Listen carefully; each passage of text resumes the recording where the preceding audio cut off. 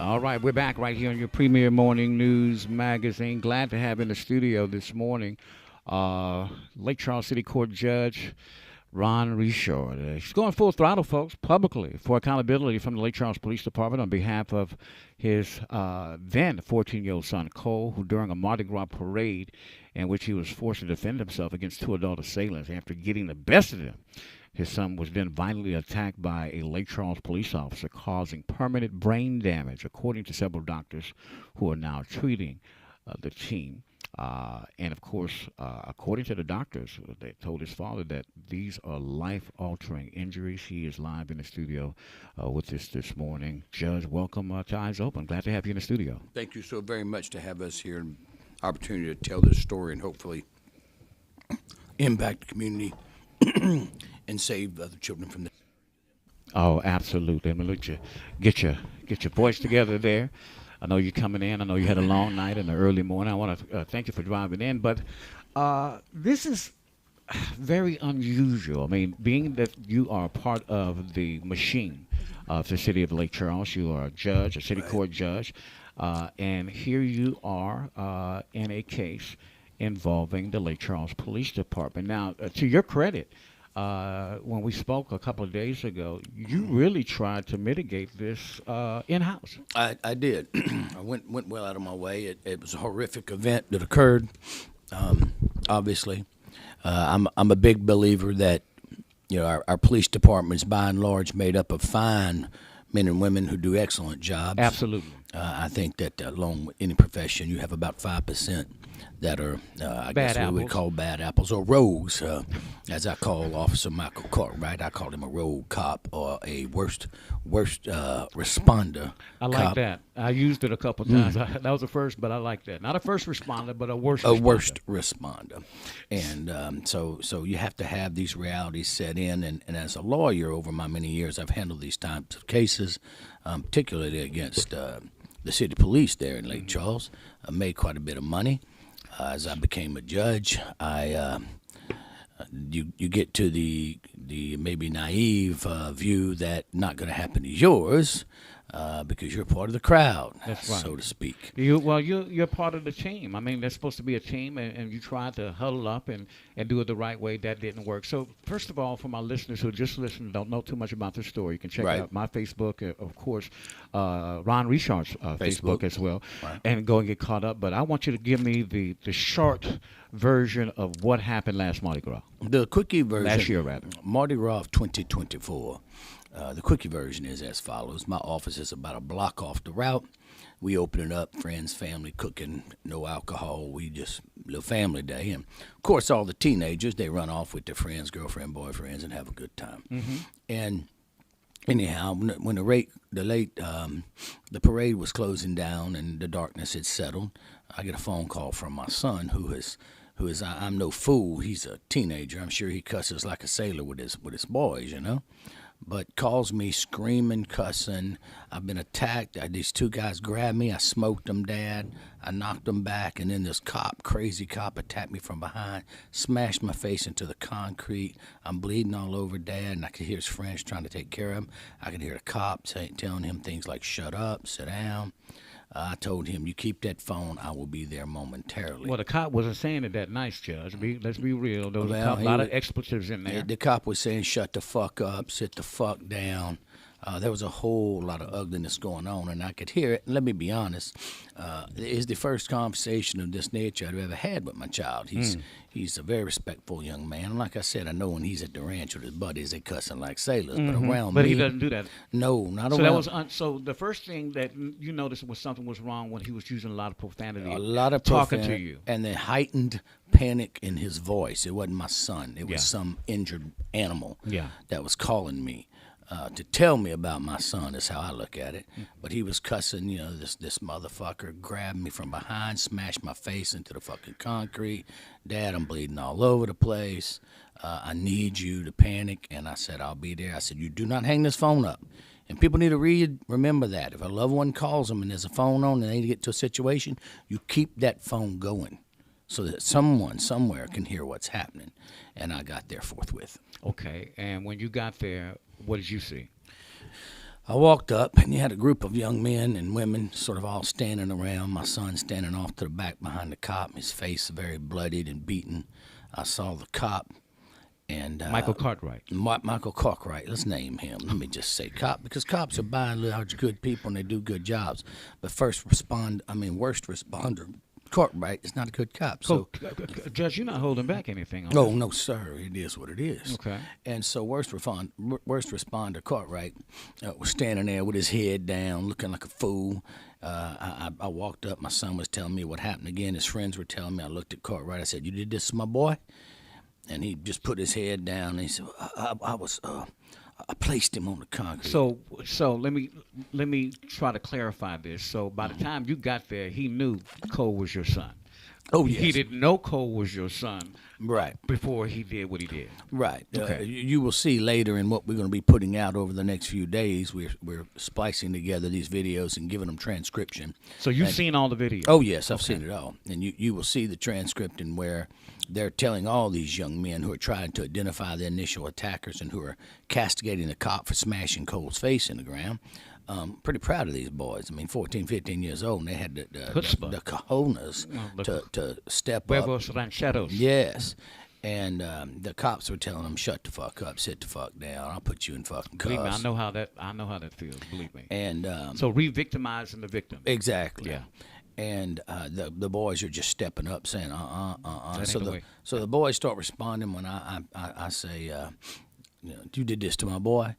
And worst responder Cartwright says, "Well, I just placed him," and the witnesses, who've all done signed witness statements since then, we have all that, start screaming, "No, you didn't! No, you didn't! You bashed him in the goddamn ground!" I mean, they're just going crazy. They're all So he lying to your face. To my face. Yeah. And I ultimately said, "I'll take care of you tomorrow. I got to take my son to emergency room," and off we go. Now, prior to all that, this cussing was going on, this maltreatment of children in the middle of the road. And all of a sudden, you hear one cop go, "Hey, I think that's Ron Richard's kid." And then suddenly the whole tenor changes, and they're being real nice. And the cop who attacked my son comes over and, "Man, I'm really proud of you, the way you handle your business. Now he's you really knocked them guys back that tried to attack you," which leads you to say, well, you knew he was being attacked. Why'd you attack him too? But nonetheless. I'm proud of you. Do you need an ambulance, student care? And he's like, "No, I need my dad. My dad's Ron Richard. I need my dad." And got me on the phone, and then I got there and got him out of there rather quickly. Got him to the hospital. Yes, sir. And we're talking about something that happened more than a year ago. Yes. So the next day you filed a criminal complaint. Yes, we had, had to go to the hospital, get those stitches in the face, and get the concussion diagnosed, and all the different things you got to deal with like that. And then the next day, I reach out and have a police officer come to my courthouse, to Chambers, and Cole and I both gave him statements. I was advised by the city attorney that I did not need to file an internal affairs complaint at that time because the chief of police of Lake Charles was so mad about the situation that he was filing one of his own. So you thought it was going to be handled. And I talked to the city attorney, and I said, "Good." He said, "Man, we can handle this in-house. We can take care of our business without making a big show of it." I said, "I'd rather that. I'd rather just focus on getting my son the best medical care I can get him right now." Just that's simple to me. Okay, so you give your statement to the chief, who comes and takes your statement. Patrol officer took it. A patrol officer took it, but the chief was there. Well, the chief received all that. You got all the information. Okay, so during that process, you go to some experts, some neurologists. You send your son to some doctors there in Lake Charles. And Yes. What did they say? Because initially, y'all thought it was a concussion. Well, initially, we're thinking we're dealing with just scrapes, bruises, teeth messed up, stitches, as if that all is not worth enough. Mm-hmm. And the concussion. And the concussion, we're having the effects of the dizziness, the headaches, the kind of fog. You walk down the hall to one class and can't remember where you were, and turns out you're supposed to be on the other side of the building. And that's happening with enough regularity that we're dealing with it. And then, I got him in treatment with Dr. Chaudhry, who is a neurochiro, one of only like 100 in the world, and Dr. Kelly, who is a neurosurgeon in Lake Charles, who happen to be extremely good at what they both do. and did some other treatments as well. But we were running through the battery of oxygen treatments and things of that nature. You can't really take the quote unquote headache medicine; turns you into a zombie. And we're doing our best to function. And I've met with the school when we have the really bad headaches. They understand he's got to leave. Got to get him to a dark area. Got to see if it'll pass in an hour or two, or if it's gonna be one of the headaches that's gonna stay, for 4 or 5 hours. And we just got to pull him out of school all the way that day. It's circumscribed, obviously. Physical activities, the sort of things of boxing and sparring and too much gardening, quite frankly, too much stuff, physical activity. With these kind of brain injuries, a lot of times you get what's called POTS syndrome. And basically that means the brain's freaking out and it sends a bunch of signals to your heart. Your heart starts racing like crazy. Oh, no. And you have a stroke or something. All right. Wow. So we're dealing with that all the time. He has to wear a constant oximeter that is gauging what his heart rate is and what his blood flow is, and so we've had to find another way to live. How's his mama taking all this? It's rough. It's rough. It's her baby. That's all I can say.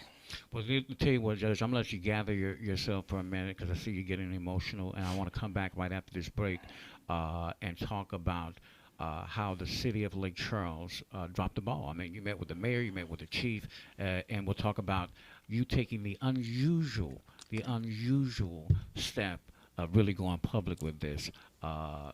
And I can only respect, somebody, because the judiciary, very rarely do I get an opportunity to even interview judges. When I do, it's usually election season. Right. And you guys really are limited as to what you can say, certainly if you Right. sit on the bench. So we'll talk about why you're speaking out now, and let's talk about what happened and what you did personally to try to mitigate, keep this thing in-house, and keep it from going public, and what was the final straw that got you to where you are today. Thank you. All right. More eyes open when we come back. We got Lake Charles City Judge Ron Richard in the studio with us this morning. He coming clean or staying away nasty. We're going to have the rest of his story and his son's tragic story right after this. Don't go away.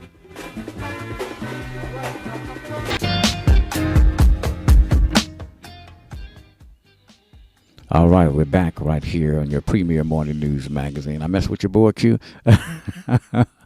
My bad, but glad to have back in the studio as we continue our conversation with Lake Charles City Court Judge Ron Richard, who's openly going public, asking for accountability in with the Lake Charles Police Department. We had told you what happened involving his son on Mardi Gras last year. Right. Your son, of course, handled it his own, but taking boxing lessons since he was a kid. I mean, a youngster, huh? Oh, yes. So that's why he was able to handle it. Now, let me ask you this. So they slammed your son to the ground. Right.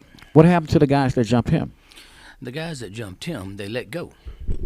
Wait a minute. And this is bizarre. So to make it really Why clear, wouldn't they arrest him after they found out what happened even? Well, real clear, what happened was these two little criminals, and I say criminals, 17, 18 years old, and they both now are in jail for an armed robbery they perpetrated later. So these are criminals. These are dangerous people. Yeah. Anyhow, these two guys run up out of the blue, grab my kid for his shirt, and they start shaking him and demanding if he knows somebody, some girl, some lady, and attacking my son by shaking him. And my son quickly defends himself and proficiently. Floyd Mayweather. Yeah, he knocks him back. He's just so good with his hands, it's ridiculous. And he pop, rat-a-tats him, drops him, backs him up. The other group around is able to kind of get everybody pulled away and all this stuff. And Okay. as my son is sort of standing there after waiting to see what the next lick might come before one of these dudes comes at him, worst responder Michael Cartwright of the Lake Charles City Police Department violently attacks my son from behind, smashes his face into the concrete, rendering a concussion and ultimate serious brain injury like you would have with a stroke, messes his teeth up, busts his face all up. We have to have stitches and everything. Dental work. And just messes him all up.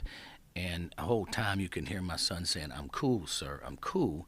And Being respectful even after being slammed on the ground. I listened to the video. And then he, as my son is saying that and being respectful, the officer starts calling him, and I don't know if you want me to use this language or not, but calling him a stupid MFer. Okay. Okay, and and my son keeps saying, "I'm cool, sir. I'm cool." And he's like, the officer's I telling him, did hear that part on the video. "Shut the f up, Yeah. sit the f down, sit Yeah. the f down." My son the whole time is complying, "Yes, sir. Yes, sir. Yes, sir." And then you can hear in the background my son's friends going, "Hey, there they are. There they are. There's the two attackers." You got the wrong person. And they're being told to shut up and all this stuff. Shut the F up as well. Yes, shut the f up. And they finally get them pointed out. And on one of the officers' body cams, you literally see that they have one of the attackers in custody, hands behind his back. Cops got him. And then this boy's father, Okay. who apparently got out of prison a couple of weeks ago, comes up and takes this young man, this 18-year-old man, away from the officer. The officer just lets him go. And therefore we just lose all contact with the attackers. Wow, this is crazy. Talk about just a bizarro case.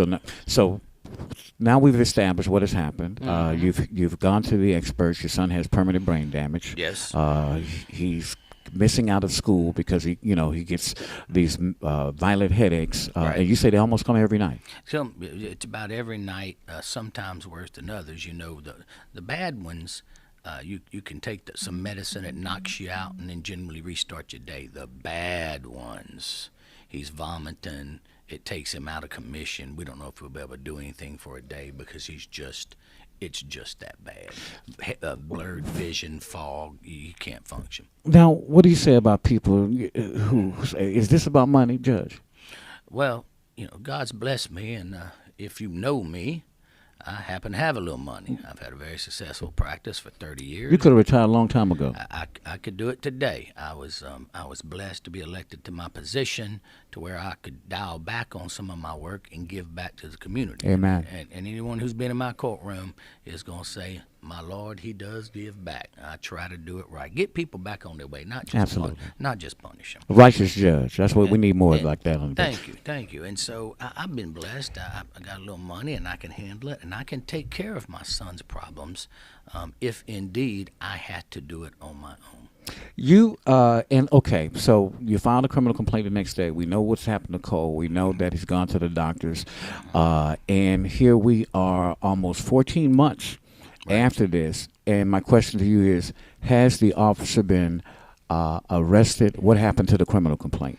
I filed the criminal complaint about the day after, and the way it works, Tony, is the patrol officer comes out.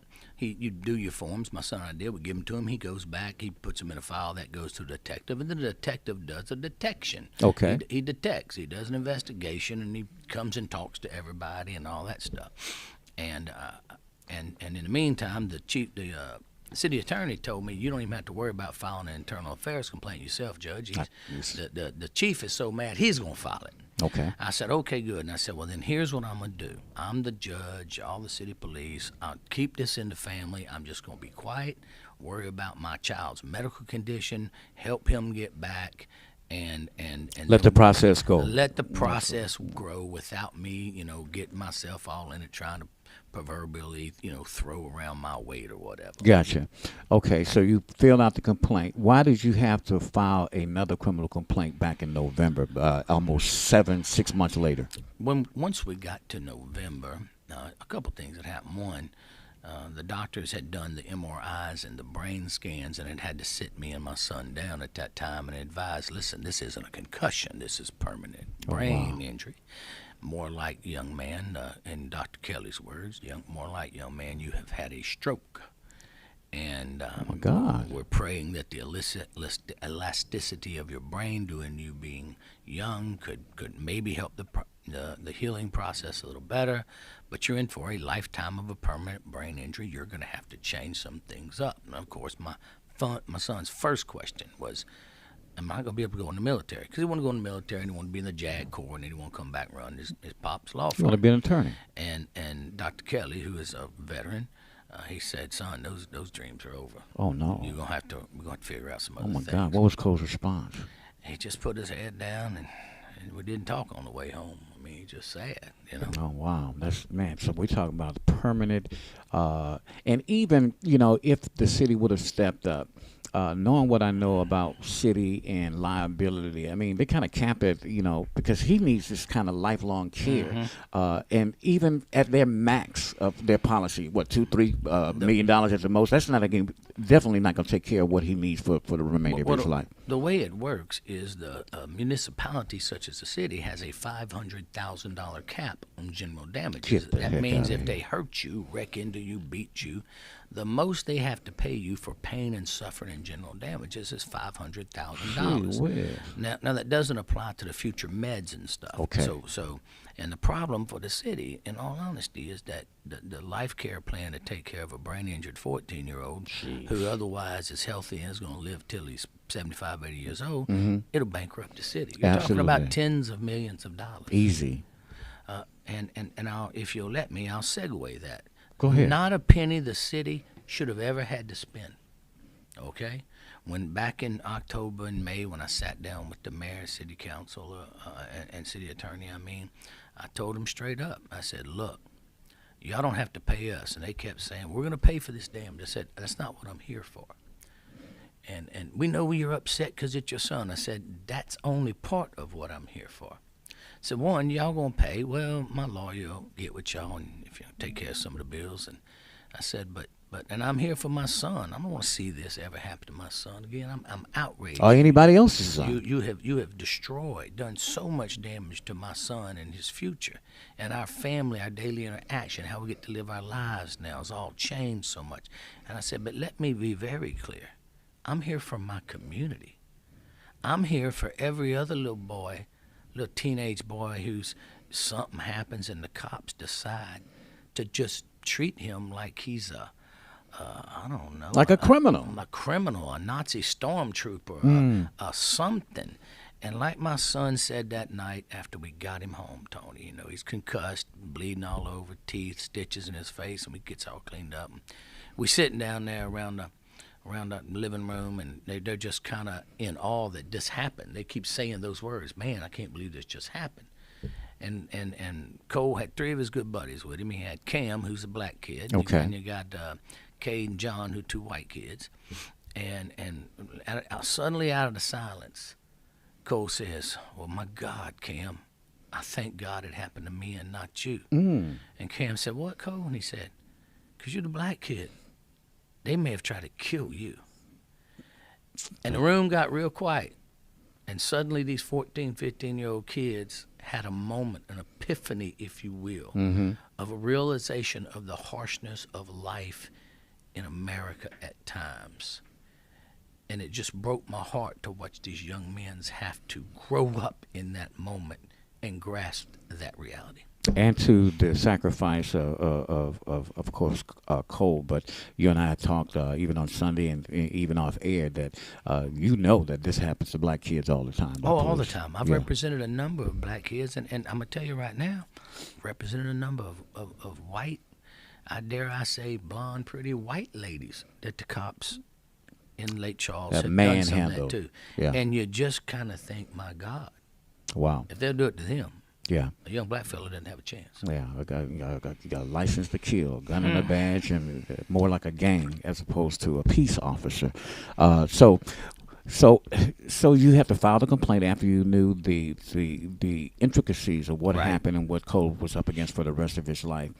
But still, what happened between February and November to where a detective never interviewed you, never interviewed your son, and nothing moved? When the chief, as you mentioned, said that the chief was hopping mad and he gonna take care of this himself. So they had 6 or 7 months, and you're saying nothing got done. So what happened is in November when I finally realized how bad the injuries were, and I met with the mayor and the city attorney, and said, fellas, this is horrible. I said, look at these videos. I hadn't watched all this in detail yet. These just deriding, degrading, cursing these children like nothing. And I said, my God. I said, y'all gotta do more than this. What's the status on the internal affairs? And that's when I get told that, he was reprimanded for cussing.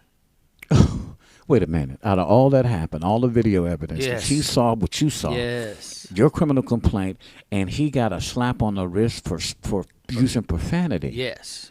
And then I said, well, what about the criminal complaint? Nobody's told me. And the mayor and the city attorney looked at me like a deer in the headlights. They go, huh? I said, the criminal complaint. But one was filed? Yeah, I filed it the same day. The officer came to my office. We filed it. Like that's a day or two after the whole attack happened. So what happened? They buried the complaint. And so the mayor and I'm telling you, and the city attorney knew nothing about it. And they said, "Oh my goodness," and the city attorney, I'm gonna get to the bottom of it. And so we start, I'm really interested. Damn, what the heck's going on? Why hasn't anything been filed? Because the way it works, they take the patrolman takes the report. Well, you know the process, Judge. It don't take a half a year, man. And they Come give on. it to the detective, and the detective calls you, right? So They anyway, detect. And so the detective did reach out, not to me at all, but he did reach out to some of the witnesses, my friend, my son's friends. Not the primary. No, my son's friends. They never reached out to me. They never reached out to my son. Maybe he was afraid, Yeah, Judge. a little bit. and so they reached out to my son's 3 witnesses, and Okay. all the parents of all of them said straight up, "Oh, we'll give you a written statement, but we ain't bringing our kid into the police department." Hello, you can understand that. They all brought statements to my office for me to put in an envelope and go deliver. Wow. Because they said, we done seen how they treat a kid. We don't want our kid anywhere near that. Got that. That is a fair Absolutely. presumption. You can understand the caution. So we go plodding along, and we get to December. Okay. And mid-December, December 13th, as a matter of fact, I believe it was, I'm driving down the road. I get a phone call from another lawyer in town. Guy used to be in law enforcement himself before he became a cop. Calls me up and tells me the following story. He says, "Judge, I was in district court this morning, and a couple of city police cops, patrolman-looking guys in traffic court come in, sit down, and they start talking. I can hear every word they say. And they talking about how, man, you're going after them. You're going after about this thing with your son. You're not letting up. You're going to really push to make them try to do something about it." And their response was that they think they should starve out city court. Oh, they pushing back. Oh, yes, sir.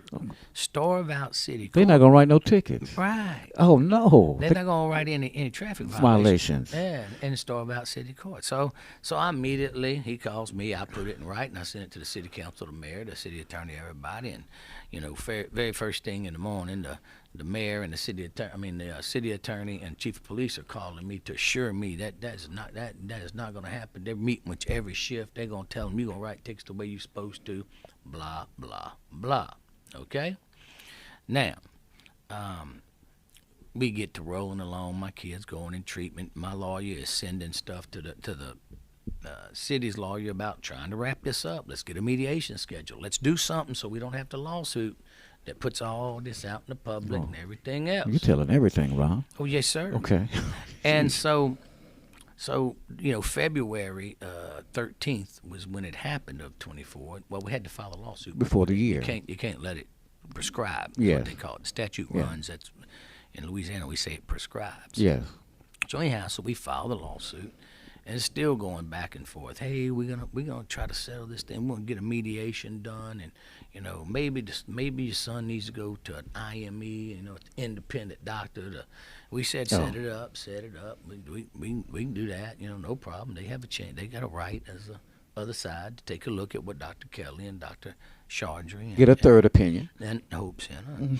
And so we go plodding along, and in the meantime, I get the 3 months goes by. I get to the end of April. At the end of April, tell my court administrator, I say, give me the numbers. How many traffic citations came in the first quarter versus the last quarter of last year? January, February, and March. The first quarter of last year. You're doing a comparison. Comparing the first quarter of 25 to the first quarter of 24. Okay. Well, it turns down. 54% deduction. You got to be kidding me. In traffic citations written in Ward 3, Calcasieu Parish, Lake More Charles. than half. More than half. And so I had to write a letter to they starving off the court. I had to, yes, that's the intent. I had to showed off a letter to the mayor's office, the city attorney, the chief of police, the council, and telling them, hey, You know, I'm pretty sure that our wonderful citizens didn't start just driving so much better. Mm-hmm. Um, you know, it sounds to me like someone's carrying through on their They're threat. retaliating against you. And this, Well, really, the people. It ain't against you because when you no, start writing tickets, the court's right, not funded, and of course, right. that hurts the people. And I said, you know, I'm no conspiracy theorist, but I know Sounds like conspiracy to me. I know that Collusion. that there was no way that the driving improvement in Lake Charles was so substantial. My goodness gracious. Okay, so you're getting all this pushback, and that seems like that's something even for the feds to get involved in. Because you're talking about conspiracy, you're talking about collusion, you're talking about basically cops who will come together and say, this judge is pushing back on us, so we're going to push back on him the only way that we can. And the chief's response and the mayor's response, the same thing. We're not going to allow that to happen, but you already have the proof. It's already in the pudding. You got the proof. Well, it's kind of like an infomercial. But wait, Tony, there's more. Oh my God! And so, gee whiz. And so what happens is this all coming to fruition. I haven't heard back from the city yet after that letter saying, "Hey, now all these tickets are down." But I get I have to fuss at the city attorney and the chief of police because we're now at a year and 2 months, and that detective I told you about that was to investigate the criminal case, I still hadn't heard from him. Oh, wow. 14 months later. Yes. Gee whiz. So, and I had to fuss and cuss and muss with the DA. I mean, not the DA. DA's been wonderful. With the with the chief of police and the city attorney. Finally, I make an ultimatum and say on a Friday, I said, I better hear from somebody by 4. okay. I didn't tell them what was going to happen. Did you say by 4? And, but something was going to happen. Okay. And did you hear from them? And so, oh yeah, suddenly I get the email, the text from the city attorney. The detective's calling you today. Okay. So he calls me and we set up a time and so the time was this past Tuesday. Okay. All right, this past Tuesday was the time. So we could go today. And before I got there, Thursday morning, about 1 a.m. that week before last Tuesday. Mm-hmm. Okay. And this is a regular occurrence, but this just became the straw that broke the camel's back. All right. Okay. We got about 3 minutes, Judge. My son has a little cottage right there under the house, and he texts me. He says, "Dad, you got to get down here." I get down there, and he's vomiting from the headaches, which means I got to get some medicine, help clean him up. Mm-hmm. And clean him up. You know, it's 1 o'clock in the morning. Got school and everything, and he says, he said, "Dad, how many other kids has he done this to?" And he said, "And what about the kids like my friend Cam?" Mm. And then he said, "When are you going to do what I've seen you do when people were done wrong?" Mm. And I said, "Bubba, I'll make you a commitment right now. This is over with. I'm going public." And you did. And, of course, you started going public more than a week ago. And this is so it's so unusual and oxymoronic that you have a city judge that is a part of the machine of the city of Lake Charles, who now police officers, and you have the data that is starving the court because you're doing what any other father would do that had the means and the resources. What about those who don't have the means, the resource, or your judicial power? Let me be very clear. Like I told all the chief of police then when I met with him Tuesday, met with that detective. Our police department is a fine police department. By and large, we got a wonderful group of men and women that protect and serve our city. But like any industry, you're going to have about 5% that are just no good. And that's the ones you got to weed out, send them on down the road, put them somewhere else, get them out of there.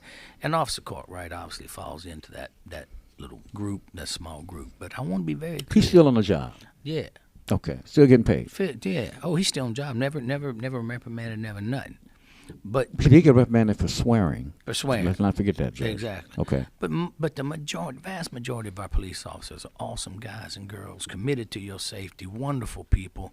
You just got a couple of jerks, and then you got a couple of jerks who are trying to help cover them up. Yeah, that's where you had a problem. And that's the problem. Sometimes the cover up is worse. Yes. Well, I just tell everybody, when you're covered by the blood, the cover up is not going to prevail. Absolutely. So, what is your message to people out there who may find themselves in similar situations?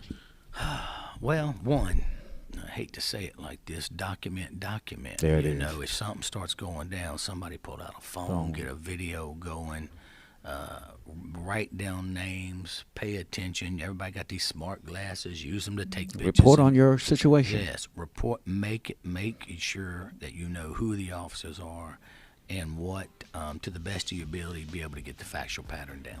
Absolutely. What happens next? You know what? I did want to say that about the district attorney. So the district attorney finally did get a report from the city, the police department. Yes. But what the district attorney got when you communicated with him, it left out the entire situation of what happened to your son. It left out so much. They had not included the pictures of the vicious injuries. They hadn't included certain medical records. It basically looked like, if you looked at the DA's original file, that a couple of criminals grabbed my son. He smacked them both. That was the end of it. And they got away. Yeah, and they got away. They let him go. They never investigated. Right. And when you bought all of this and you saw the difference between what the city presented to the DA versus what you knew and had and documented, it didn't add up. We knew we had a lot more work today. The DA was gracious enough to put everything on hold, let us put together a package for him, let me meet with the detective and the chief and them and give them the same packet to ensure everybody's on the same page. That's what we did. And now at this point, I just, I want to leave it on this note. It was, and when this show broke on the KPLC TV, there was a minute and 30 seconds. There was yeah, exactly. There's a response, not an on-air response, but a written response from the mayor, I saw Nick that. Hunter, who basically said, you're threatening the city. I got it right here, Judge. Let me do this, because I take seriously any accusation of officer misconduct and have supported discipline for officers when it has been warranted. I am also a fair man, and I support the Lake Charles Police Department and our police officers. They know that this mayor has their back. I'm not going to be bullied by anyone attempting to use his privilege to try to disparage a officer. He talking about you, Judge. Yeah, you see me here with my 5'4" self. I'm such a overbearing, vicious, bullying type fella. So he took this and went public. Read the rest. Oh, yeah. So this officer responded to a fight that happened at a Mardi Gras parade, and there's no evidence of excessive force. This incident occurred over a year ago. I find it convenient and curious that a supporter of my opponent is choosing to post this on social media at this time. So he's trying to make a connection to him and being in a runoff on an election this week with my good friend Marshall Simeon, who's been on the show talking about his campaign just as early as last week and maybe last month. You have never said anything on your post because judges can't be political and support anybody in any way, publicly or in private. Let me be very clear. I think maybe the rule is you can tell people who you voted for. You can tell your family and friends or something, but you can't say anything publicly. My wife and I tell each other who we vote for. Absolutely. I made it very clear in the KPLC interview. I have no interest in this race. I don't care if Marshall Simeon wins or Nick Hunter wins. You don't have a dog in I don't have a dog in this fight. One of the beauties of being a judge is you're not allowed to campaign or pick sides or raise campaign funds like someone else accused me of doing for Marshall Simeon. I've been accused of doing stuff for Mr. Hunter. Let me be very clear. I believe in our Constitution. I believe in the separation of powers. The executive has its own thing. The judiciary has its own thing. All right? It's that simple. The city council has its own thing. That's right. I put a hand to God, and I dare anyone to prove I have acted otherwise. And quite frankly, keep it up, you'll have to prove it in the court of law. Wow. Tell you what, that is, of course, Lake Charles City Judge Ron Richard going full throttle, coming clean and staying away nasty. And I can only respect somebody who says, my position as a husband and as a father and a provider is more important than any position anybody can elect me to. So I commend you for that, sir. Thank you. We're going to pray for you and your family. But let me just say this.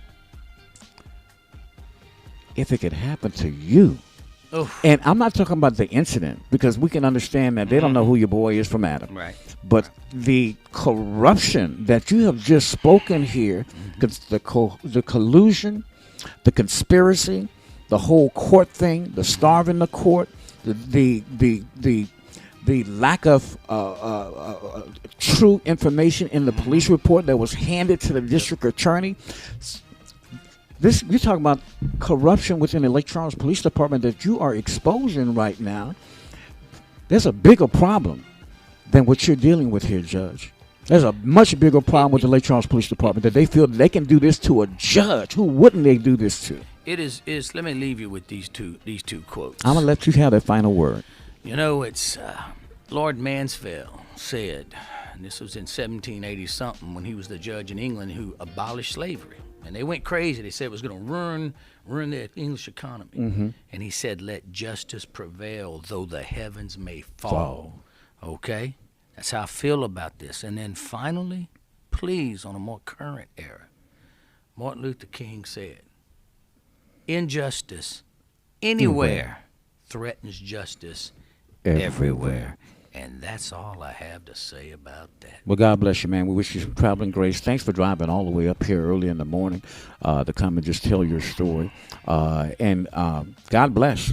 God bless God for allowing me to have this product. So somebody like you can come up here. But that's what we cut our teeth on. Again, that is Lake Charles City Court Judge Ron Richard going full throttle, publicly asking for accountability for the city of Lake Charles, the police department, the mayor's office, the chief of police. There's a lot of stuff. There's a bigger problem going on. God just used him and his son to expose the corruption that could have gone on for a long time. But I think there's going to be a situation that's going to end up the feds investigating a whole bunch of stuff as it pertains to the city of Lake Charles. Tell you what.